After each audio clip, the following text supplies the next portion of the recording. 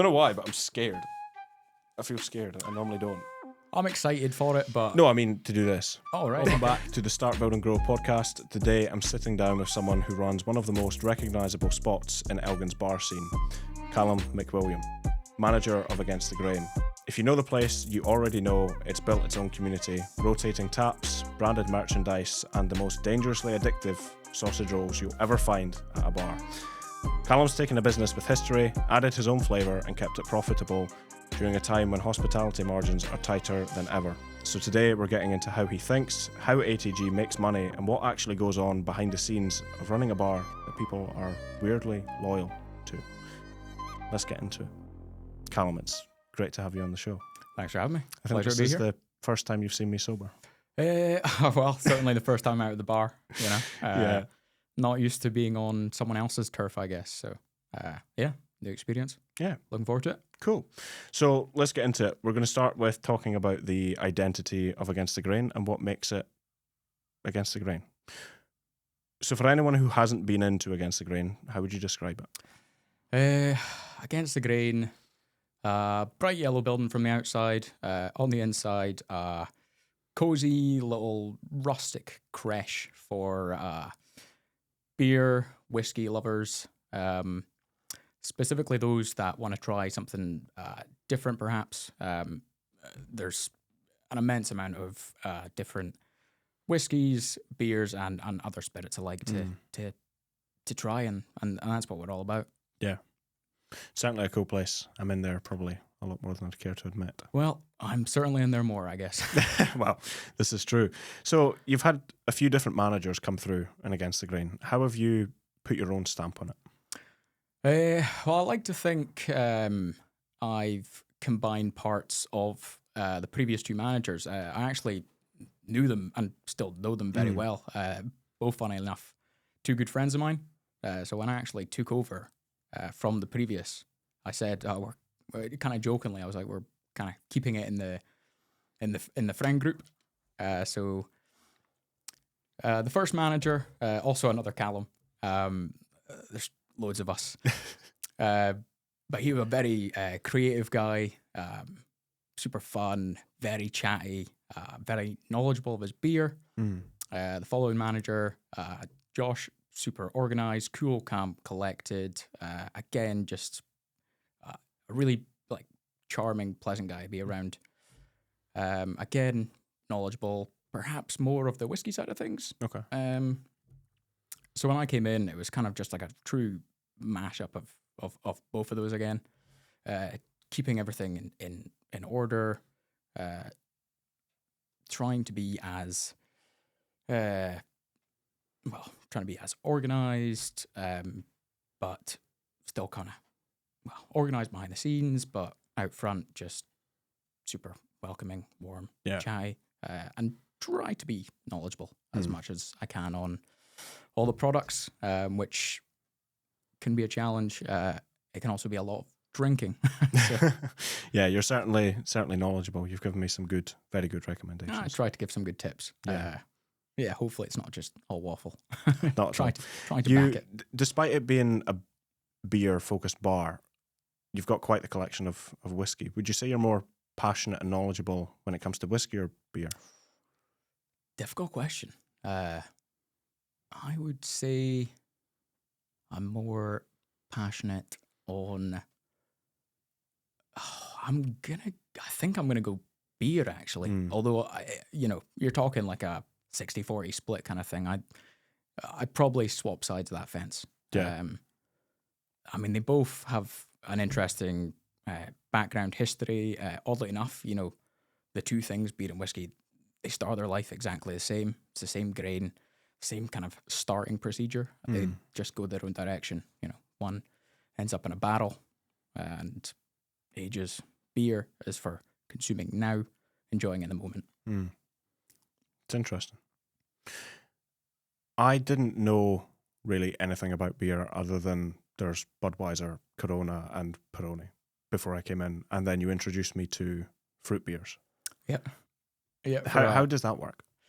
Well, we get a lot of people who come in and they say, "Oh, I don't drink beer," or I only like ciders. So there is always a cider selection. But for those that say, oh, I don't like beer, I always immediately say, hang on a minute. And then on tap, we often have a fruit or sour beer.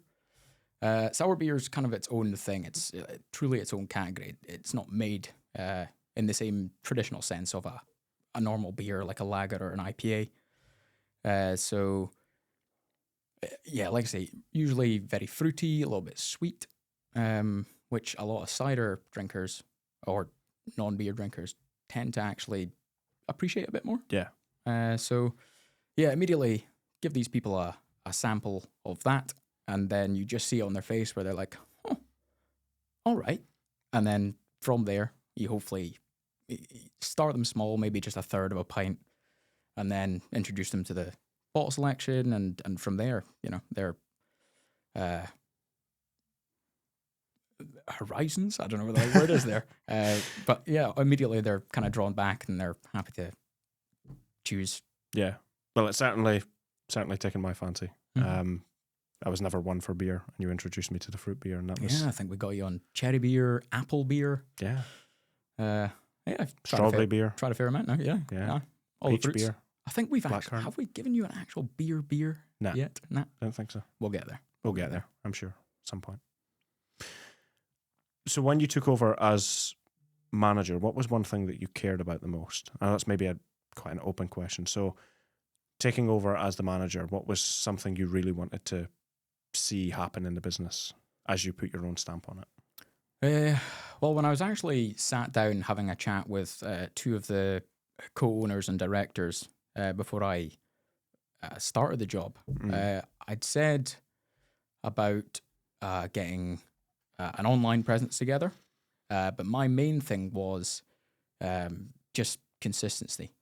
We really wanted to build on that foundation. The business had an identity, but it was about keeping that going, building on it, and just seeing what it can do.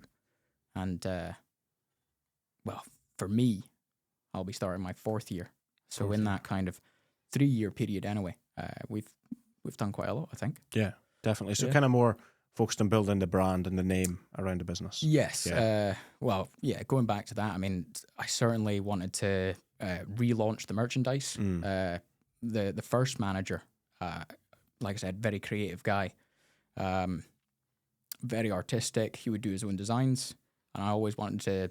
Well, I said to him, I was like, I'm going to bring that back, but we would continue to use his designs, and we collaborated on a few more merchandise drops. The merch, the website, and the foundation, but yeah, all that help build and strengthen the brand. Yeah, get Against the Grain really out there, really. Yeah, very interesting. So more focused on brand, the main thing. So I think so. Yeah. Without even perhaps thinking about it in the minute. Yeah, it just kind of happened. Yeah, you just kind of go with it. I think you tend to focus on the things that you are naturally more passionate about, and that's it. That's the direction I followed. Yeah, so yeah, definitely kind of more focused on that, the business brand itself. Yeah, it's really interesting to see how different businesses grow and choose different methods. For the people listening at home that are more interested in the business model behind Against the Grain, we are now going to discuss that. So at Against the Grain, they have a different range of taps where the beers will rotate. So most bars would just lock in a few permanent taps, such as Guinness or whatever. You don't. So why? Why choose the harder route? Well, yeah, it certainly can be harder sometimes. It's all about just always having something new and different to try. Even our regulars who are in once, twice a week, more if they're always welcome. It's just always having something new. So, you come in and sometimes they're initially let down going, oh, I really like that one. But you immediately go, well, if you like this one, I think you'll also like this one. So it's kind of like that. Always rotating carousel of new and exciting things to try. And do you feel like it gives people that, maybe it's more conscious than they'd like to admit, but that sort of thought and idea to keep coming back? Because there's always going to be something new to try. Yeah, I think that's definitely part of it. You know, they want to see what's on next and what we've got in store. There's not a massive craft beer scene kind of north of the Central Belt, really. But I mean, there's still a good few, Aberdeenshire, Inverness, but it really does get fairly sparse up here. So having this place where you can just have, you know, over 100 to choose from, and those 100 always be rotating. It's you know, some people are almost daunted by the selection we have, but yeah, it's there for those that just want to keep coming back and always have something new. Yeah, it's a very smart model. I like it. But I'm curious how that model potentially affects costs and relationships with breweries. And how do you know what's actually going to sell? So, well, being there, you know, kind of day in, day out, I like to think I know what does sell. I mean, I see it, I sell it. So I've got a good mind of that. We're always kind of building, adding, and taking away from our like supplier list. We deal with a lot of the Scottish breweries direct, some of the English ones too. So we try have a good rapport with them. Wherever we can, you know, build certain orders to maybe get that little bit of discount on each order. Of course. You know, obviously the better price we get, the better price we can give. Sometimes with a couple like wholesalers, you know, if you're doing regular business, regular trade, bigger orders, and they are getting bigger as our business grows. Yeah, with bigger orders, we just try and negotiate that little bit more discount. So we're always seeing a better deal to, again, just make sure everyone's getting the deal. Doesn't always work, so you do lose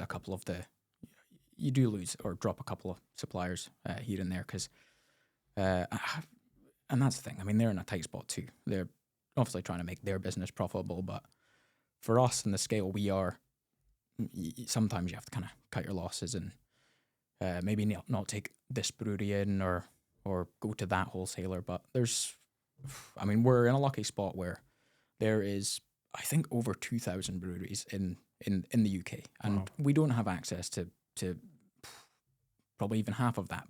But you know, if we can have a good, solid few hundred to pick and choose from, always rotate, then we're happy. And like I say, we want them to profit, and well, obviously ourselves to, of course, be able to do what we're doing. And being in hospitality, obviously the margins are sometimes quite tight. So keeping those costs as low as possible is definitely super important.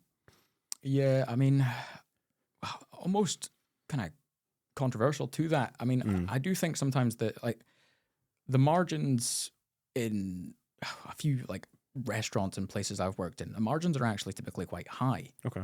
But there's a reason for that, because, you know, hospitality as an interest is, as an industry is so, well, fickle. You know, you see so many businesses open and close within the same kind of like 5-year period, or you see massive businesses shut after a successful 20-year stint, only to shut their door because of the rising bills, the staff costs. I mean, you know, got to look after your own team first and foremost, and well, we cost money.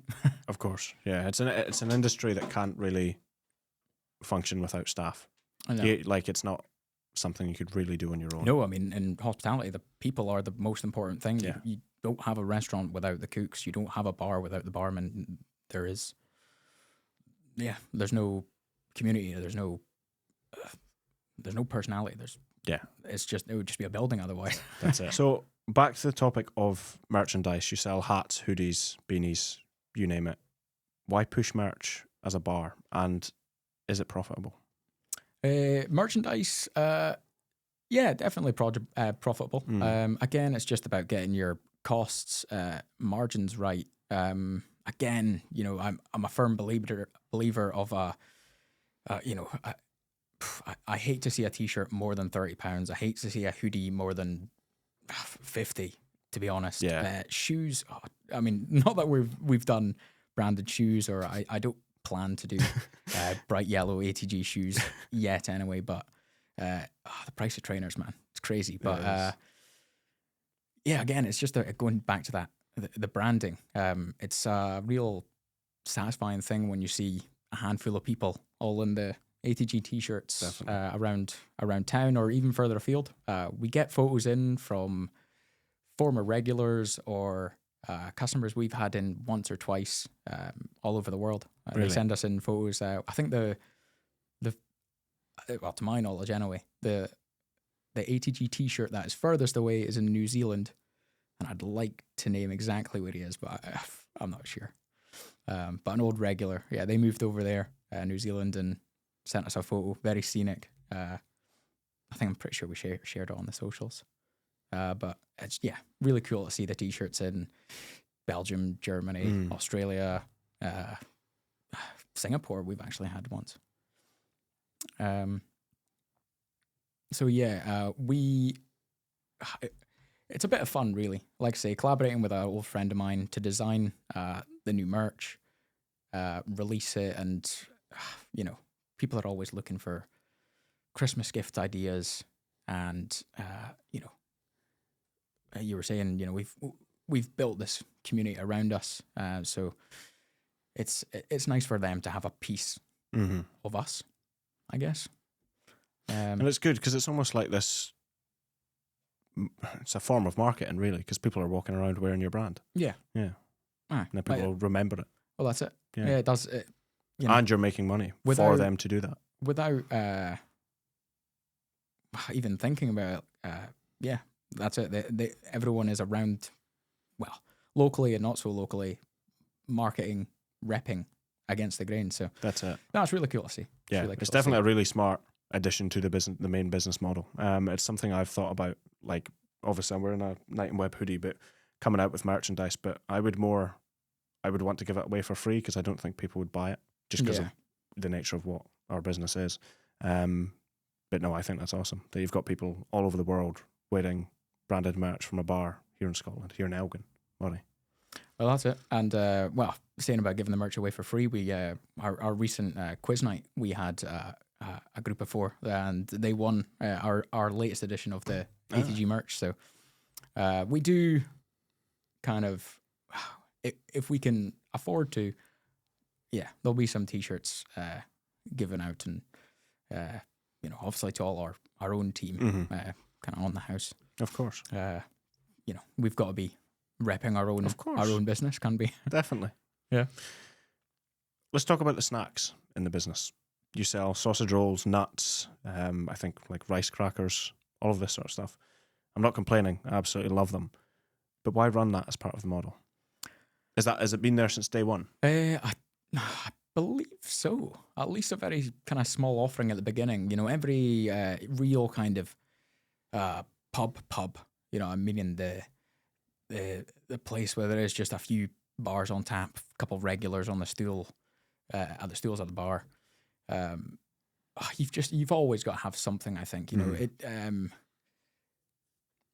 just having something to graze on. It absolutely complements some of the beers. It's also kind of keeps the guests there. Really, you want them to stay with you, enjoying the drinks, and I always say, if you're going out drinking, line the stomach, have a good meal.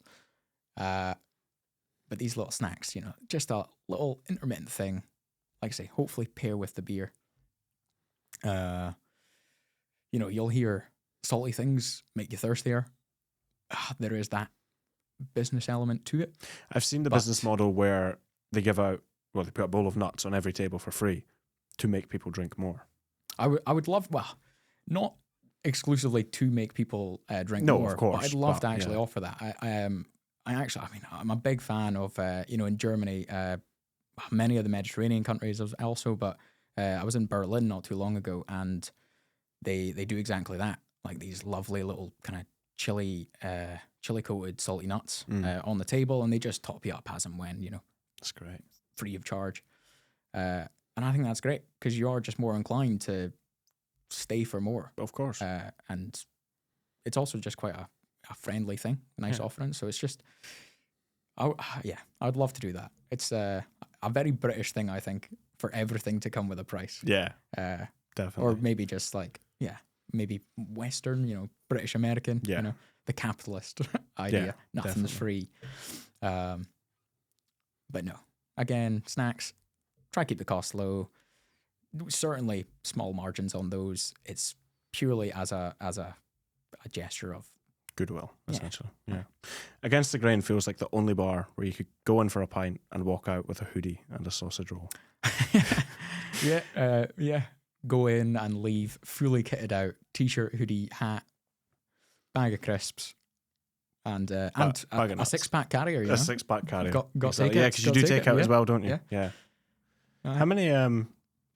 This isn't on my list of questions, but like, how many drinks do you have in total? Do you reckon? Like, including the fridges, the taps.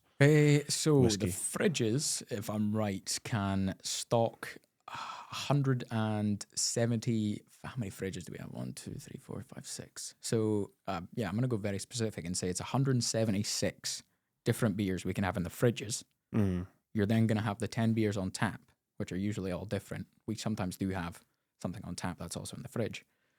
But 176, 10 on tap. 186. Whiskey-wise, we will have, at the minute, somewhere around 140. 140 different whiskies. Yeah, I'm up on that shelf. I'm always surprised by that. Wow. It's, I'll I'll get to about 130, and I'm like, how am I still going? The goal is to have about 150. I think 150, perfect round number. Whiskies. Yeah. We're currently stretching those shelves a bit thin, so there will be some more shelves going up, I think, next year.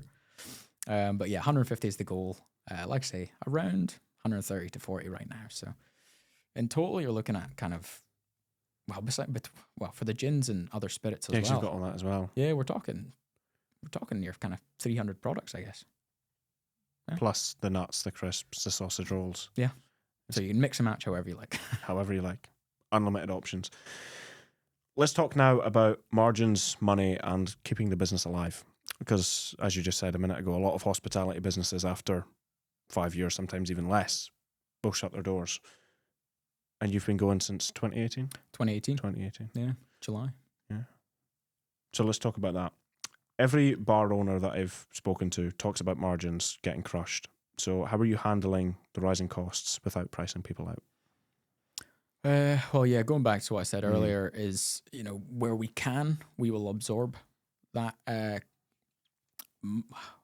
We'll absorb the price increases on what we can by dropping margins. Now that sometimes can mean on a keg we get in slightly cheaper, like a real great deal on. Like sometimes there's promotions, you get a deal, you might increase that margin by just a little bit to factor in your price drop of a few other kegs. Same with the whiskies, really. It's always about kind of finding that balance. So it's kind of you're adjusting one thing to then make something else cheaper kind of idea. Like I say, we want, ideally, everything would just be this price. Yeah. And that would be an approachable number that would suit, all our regulars and everyone else that comes in. And, like I say, an approachable number for people for new people to want to keep coming in. I've lost where I was, sorry. It's all good. I knew this would happen at some point. I done it on the last podcast. Yeah, it's horrible. Brain just shuts off. Yeah. Yeah. I go down one train of thought and then you're on to something else, yeah. It was... We're speaking about the margins, adjusting different prices. Having deals, offers. Yes. Yeah. Maybe we could probably conclude that there on the next question. Maybe. Do you want me to kind of try take off from where I was or just... Completely up to you. I've lost where I was now. You can do the question I can do again. the next question if you want. Yeah. Cool. Go. What's been the hardest part of keeping Against the Grain profitable whilst keeping it affordable? The hardest part of doing that? Hardest part about keeping it. Well, like I say, just trying to keep those prices down as much as we can, be approachable, price friendly. The whole business is about coming in, trying new things. So if we're not affordable, no one comes in. So yeah, this is why we're always shopping around. It's funny, but you never think of a bar as having to do so much shopping. And like you're saying about not just having a fixed tap list of your mainstream beers. Yeah, by having this rotating system, it's so much shopping. I'm not a big shopper outside of work. So the hardest thing for me is just always being, online shopping. Yeah. Shopping. I think that kind of answers my next question, which was, is there anything customers don't see that would surprise them? Probably shopping. A lot of shopping. Certainly a good bit more admin than I think most people would think. Yeah. Going to a bar. What sort of admin do you do specifically? Well, the merchandise side of things, sourcing that again, shopping around for the best deals, any sort of, with the shopping comes the uploading of all the products onto our own kind of back-end system, and then that is transferred onto the till system, which is not as smooth as you think it might be. No, I suppose if you've got almost 300, 350 products, there's a lot putting of all that entry on a till is wild. Yeah, I mean, to then change it almost every 2 weeks, if that. Well, yeah, I mean, I usually are taking in a decent size order every fortnight, but there's pretty much always bits arriving. That's crazy. on a weekly basis. Yeah. So you're always updating that. Yeah, as much as I wish, and there technically is kind of like these bulk import features you see. For our business model, we've not managed to get it to work. It's an absolute shambles. It just makes an absolute mess of your till. So I single-handedly upload every single product one by one. It's on a weekly basis. I'm always just putting on new kegs, new bottles, cans, everything. So that's a job in itself. It's a few hours that could definitely be better spent.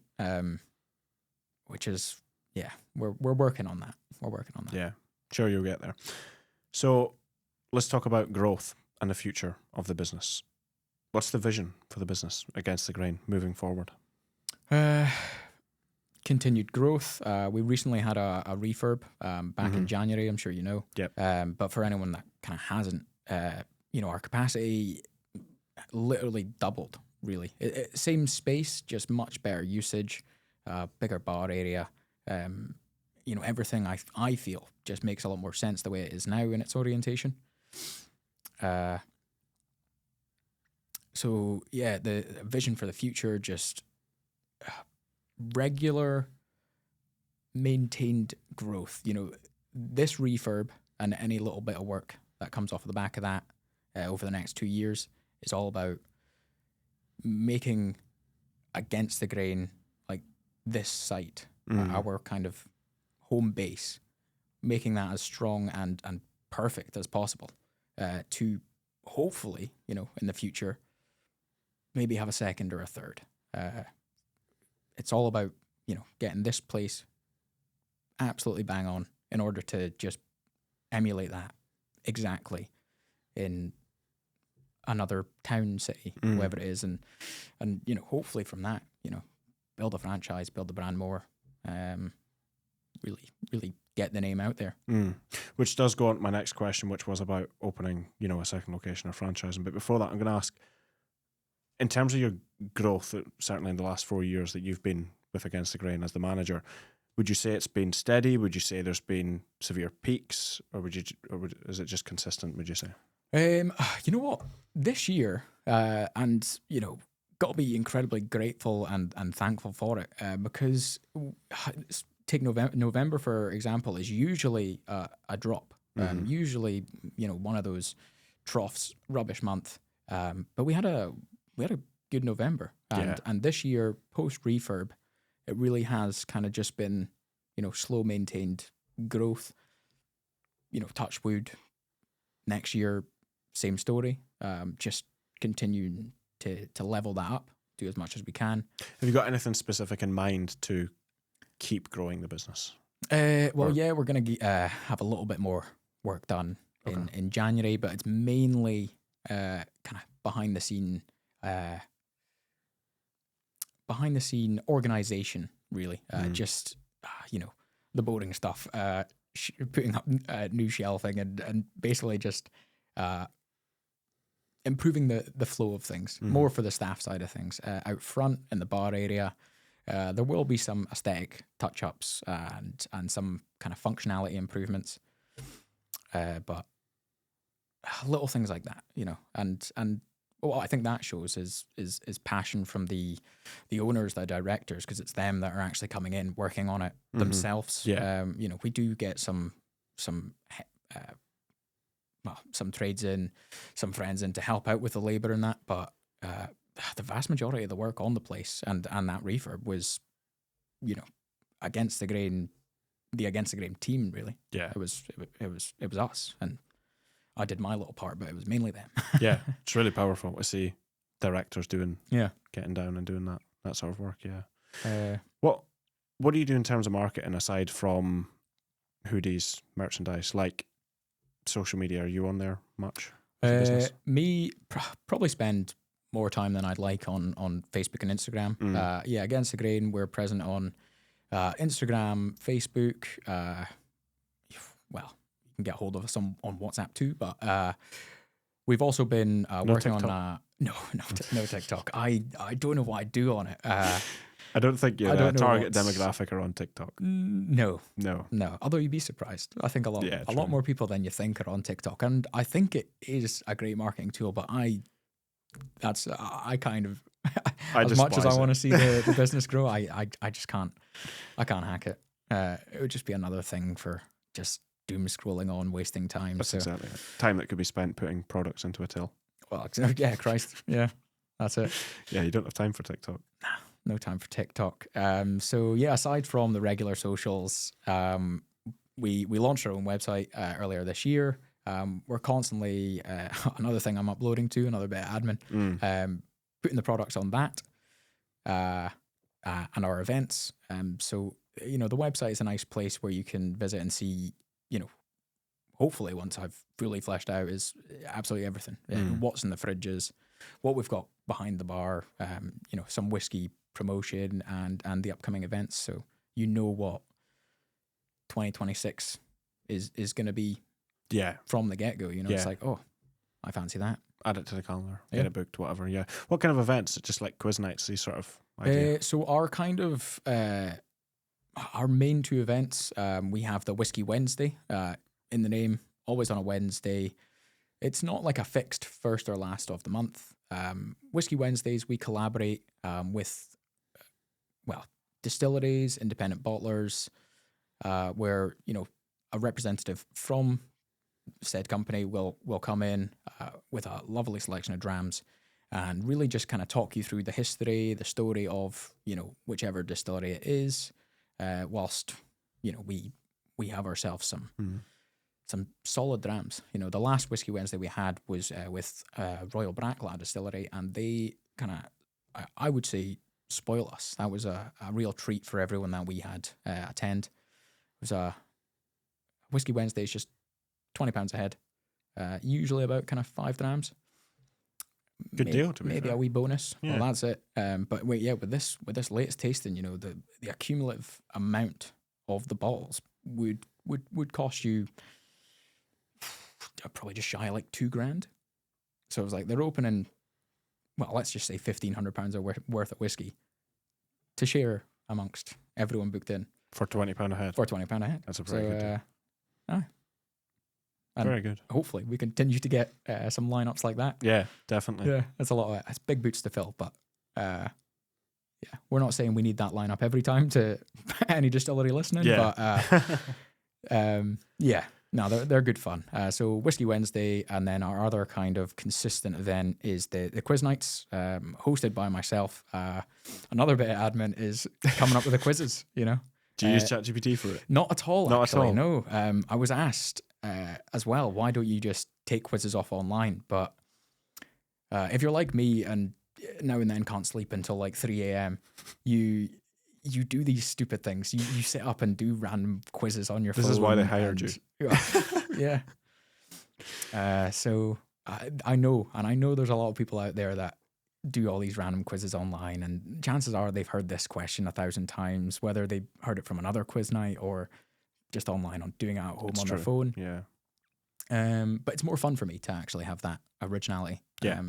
Make the questions mostly nonsense. Our rounds aren't just your typical like science or geography round. Although we have had questions like that, you know, it's never been a whole round dedicated to something that I think a lot of people know either from school or their own learning. Our questions are bizarre, and they're more actually, or a lot of my rounds, I've taken inspiration from like board games and TV shows and things like this. So, do you have one you could ask me? See if I get it right. Do you mind me getting my phone? Yeah, for sure. Yeah. Right. So this is actually from our Halloween special quiz back in October. The round itself was Truth or Scare, which was basically just a true or false round. So 50-50. No dares included in that round. But yeah, true or false. So a group of witches is called a Wiccan. True. It is false. Great. It's a You've coven. just made a fool of me in my own podcast. Well, we can do take two. Get one. Get one. Yeah, I'll just right. cut the first one out. Yeah, cut the first one. Cut the first one. You a big movie guy? Not really. I know. As I say, I got some like movie questions. See if you get this one. Yeah. What type of creature was the alien in the first Alien film? An alien. Oh well, do you remember the big No. black scary thing? No. Well, it's before your time, I suppose. You know, that film came out in like the 80s or something. Yeah, I wasn't born. Good. Were you? No, No. but I have seen Alien. Yeah, That's a franchise that's still going. Hmm. You familiar with Looney Tunes? Again, probably before your time. Yeah. So, Wile E. Coyote spends all his days plotting traps to catch what cartoon bird? Like the name of the bird. Name of the bird. Oh, I Big don't. blue bird. You know it. No, I don't. Meat. No, I don't even remember that. I don't even know if Meat was it. Is it Looney Tunes with that thing like spins around on his tail? Yeah. The brown Tasmanian devil. Taz. Taz. Yeah. This is another true or false one. Charlie Sheen is Charlie Sheen's birth given name. I don't have a clue. Literally don't have a clue. That was false. You want to keep going with questions? Well, I don't have a clue. It's false. It is false. No, I'll stick to asking you the questions. Yeah. So one last question I have for you on the topic of growth is, what's one thing you'd love to add or improve to the business if money was no object? Money was no object. There's a couple things I think I could say with this. We'd mentioned building on the foundation we have. There's always room for more work, more expansion. I think a lot of people don't know there is more behind the scenes of Against the Grain. It's storage, and we do need that storage for the time being. But if we get everything working perfectly, we could do a little bit more. There is room upstairs to perhaps open that up. Maybe do like a whiskey lounge, whiskey bar type thing. I know when one of the owners first scouted out the building we're in, he was thinking of a rooftop bar once upon a time. Now I've seen this place and I don't think it's feasible, but money's no object.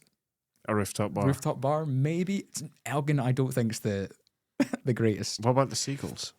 Well, that's it. Yeah, there's a lot of hurdles. I think a lot of people would be giving you their drinks back, expecting a refund after that. Yeah, it's maybe not the smartest move. No. My personal choice actually is I'd love to just get a big yellow van, convert it, kit it out, and have like Against the Grain on wheels. Go do functions, travel, primarily Scotland. That's more achievable than the If rooftop it's bar, I think. Well, yeah. Yeah, and go to like events and stuff. Just increase the brand awareness. That's it. Yeah, just continue to build.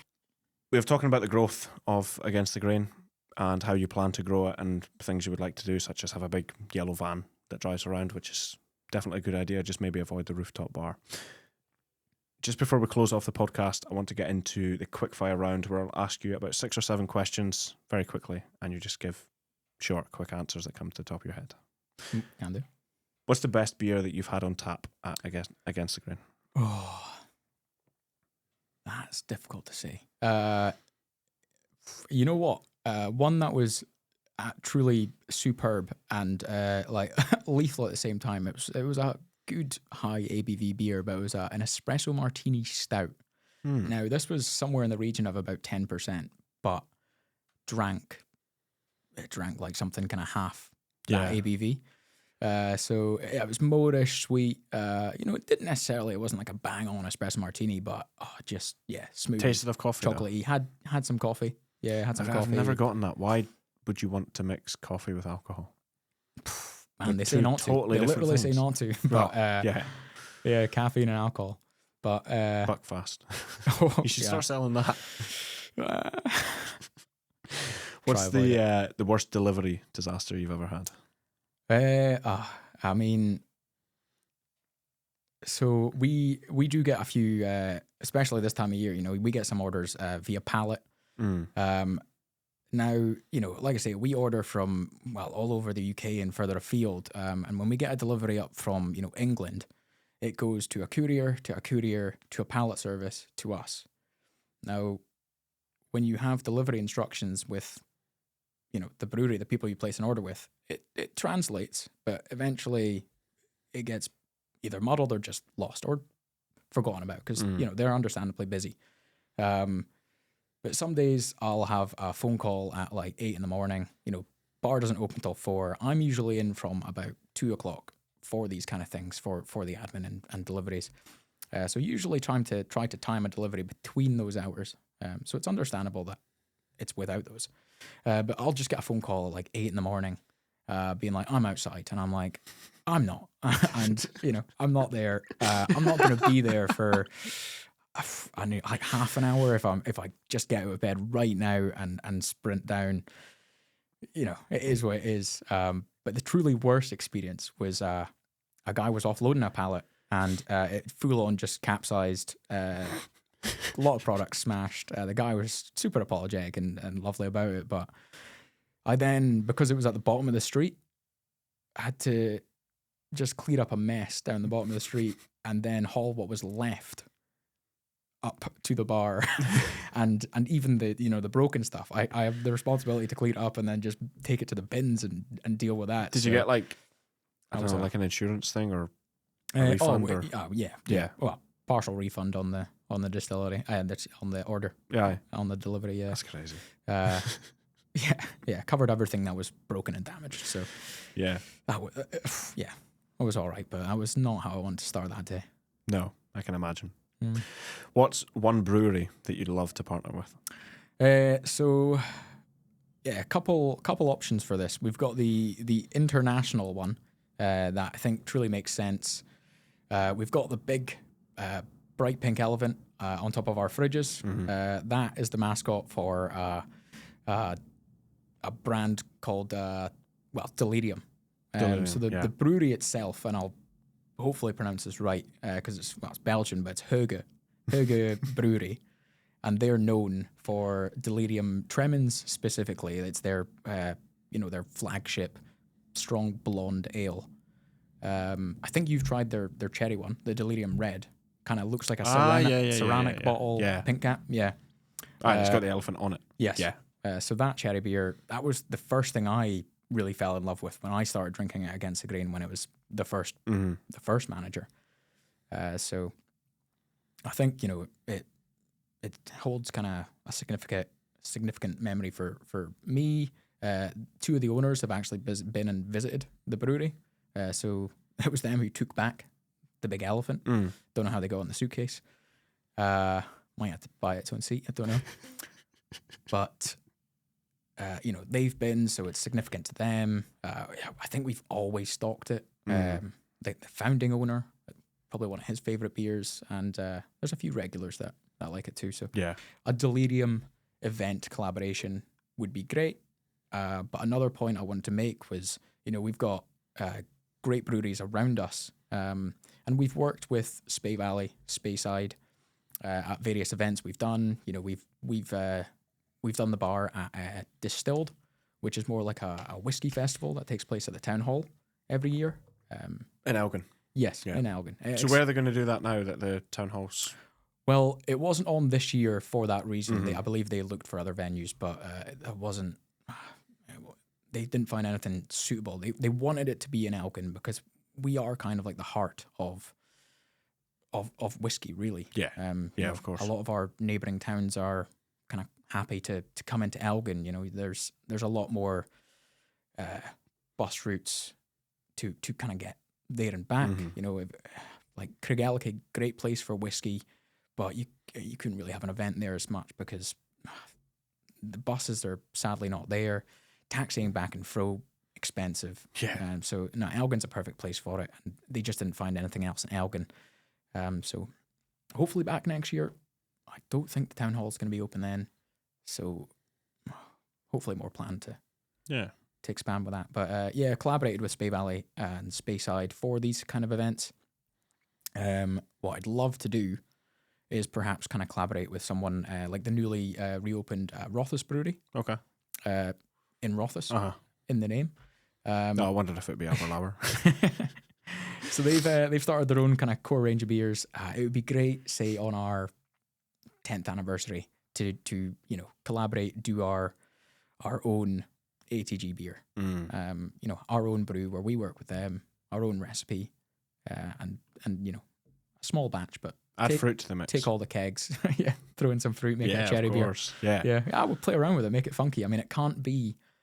I mean, that's the thing. We're against the grain. It can't be a normal, bog standard beer. It's gonna have to be a little bit funky. But at the same time, we want to sell it, so can't do anything too crazy. But that would be great fun. Collaborate with someone local and make something good for the bar and for everyone, for all the customers. Yeah. Colin, what's the strangest thing a customer has ever asked you, other than me? What, just anything that comes out of your mouth? Yeah. Like, come on my podcast. That's great. I mean, a weird one that you get more frequently is, and I understand our tap list is displayed on a TV kind of to the left of the bar, which is hopefully eye-catching, but there's 10 taps behind me. So when people come in and go, is there anything on tap? I'm always a little bit like, I don't know what to say. You kind of have to politely go, and this is everything. Anything on tap catches me off guard. But the weirdest question, there's a few that I don't think could be on the podcast. Like I've had some, interesting, people stop in on a one-off. Don't think they knew where they were, what we did. One question I've had is, can I get a cappuccino? And I said, no, sorry, we don't do any coffee. And they said, I'll just have a black coffee. And I went, oh, sorry, no coffee. And they said, I'll just a cup of tea. And I went, okay, no, we don't have anything to make hot drinks, like whatsoever. So it was, that was an session, kind of interesting back and throw. Yeah. Of just where is this going? What do I do? Yeah. One of my last questions for you, Callum, is what is one thing that every new bar manager should learn fast? I mean, your team is your biggest asset, I think. So it's team training, it's spending time with the staff to, build that rapport. You don't want two barmen behind the bar that, dislike one another Yeah. or don't know one another. You want to have a little bit of a back and throw, especially in a bar like ours where, there's a lot of chatter. It's not like a sports bar, screens on everywhere. It's all about just engaging and having some conversation. That's a fair point, actually. I never thought of that. You've not got a TV. Well, you have, but it's for taps and not for football. the beer. Yeah. That probably Uh, adds to why there's such a community around it. Because when you go in, you're kind of forced to speak to someone. Yeah, Yeah. that's it. I mean, we get a lot of people sharing the tables, and you always see them get blethering. And I'm pretty sure many a friendship have started there. And Definitely. I mean, well, yeah. Business I'm on the deals podcast also. from you Well, coming in and us having a conversation. that's exactly It's exactly that. So, it just opens up opportunities. And yeah. And it's a great bunch of people. It's not people going in there to get absolutely hammered and then. No. That's a thing I'm very grateful for. It's not a bar where it is just about getting as many pints in you as you can before going down the road to one of the later open venues. It's civil. It's casual. It's enjoyable. The people are lovely. There's very, very rarely any trouble. Accidents. You ever had any fights? It's like mild scuffles to call it that, but even that, I think, between friends. Yeah. So it was like a kind of hug and make up. No one barred or tossed out. Not sure I could, but we've a couple minor altercations, but nothing that can be solved with a little chat. No. Yeah. Well, it's certainly a very good place, and I will continue to come back. Just before we close off, I was given a question by the last guest on the podcast to ask you. I will also get you to do this later. You can just send me an email or whatever, just so I don't see it before the podcast. So let me find it. So his question to you is, if you could have a superpower for a day, what would it be? Just one day. Just one day. If it's just for one day, I'd I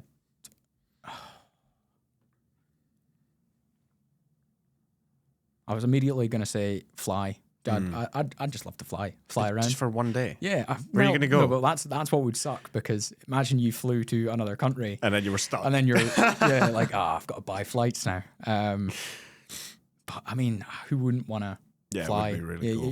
You want to experience that. The other thing I was going to say was just communicate with animals. Like, have a conversation with a dog. Cool. We got a lot of dogs in the pub. You do, yeah. You just go like, what are you thinking, man? Like, what's going on Where's there? my beer? Yeah. Like, what's going on with them? So, what would that be? Animal telepathy or just... Yeah, something like that. So, either being able to fly or speak to animals. I'd be a Dr. Dolittle for a day. That might be a film you've seen. No, I don't think so. Maybe. I don't know. I don't watch films. Fair enough. I'm busy living my life, which is kind of like a movie. Yeah. Or like a horror film at times. On camera right now. So, well, this is it. Callum, thank you for coming on the podcast. Against the Grain is one of those places that people feel proud of, and that doesn't happen by accident. If you're listening and you haven't been in, go grab a pint, grab a hoodie, and of course, grab yourself a sausage roll in any order that you want, and support a local spot doing things properly. And if you want to be on the podcast just like Callum is, head over to nightingweb.com/podcast and apply. And I'll see you in the next one.